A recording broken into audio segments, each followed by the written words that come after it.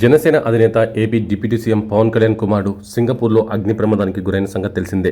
స్కూల్లో అగ్ని ప్రమాదం జరగా అక్కడే ఉన్న మార్క్ కూడా గాయపడ్డాడు. చికిత్స తర్వాత మార్క్ కోలుకున్నా మానసికంగా ఆయన భయపడుతున్నట్లు పవన్ కళ్యాణ్ ఓ సమావేశంలో చెప్పుకొచ్చారు. తన కొడుకు మార్క్ శంకర్ అగ్ని ప్రమాదంలో గాయపడి చాలా ఇబ్బంది పడ్డాడని చెప్పారు. అతని గొంతులోకి పొగ వెళ్ళిందని, గాయాలయ్యాయని తెలిపారు. ఇప్పటికీ తన కొడుకు రాత్రిళ్ళు నిద్రలేచి చాలా భయపడుతున్నాడని చెప్పారు. ఒక్కసారిగా భయంతో లేస్తున్నాడని, భవనం పైనుండి పడిపోయినట్లు ఆందోళన చెందుతున్నాడని అన్నారు. ప్రస్తుతం బాబును సైకియాట్రిస్ట్కు చూపించామని, అచ్చన్ తన కుమారులానే మధుసూదన్ కుటుంబం కూడా ఉందన్నారు.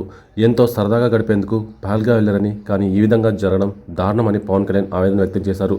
అసలు వాళ్ళకి నిద్రపడుతుందా? బుల్లెల శబ్దం కళ్ళ ముందు తమ కుటుంబ సభ్యుడు చనిపోవడం, ఆ షాక్ నుండి కోలుకోవడం కష్టమని అన్నారు పవన్ కళ్యాణ్. ఆ బాధ ఏంటో తనకు తెలుసని చెప్పారు. ఇక పవన్ బాధితుడి కుటుంబానికి పార్టీ తరపున 50 లక్షల ఆర్థిక సహాయం కూడా ప్రకటించారు.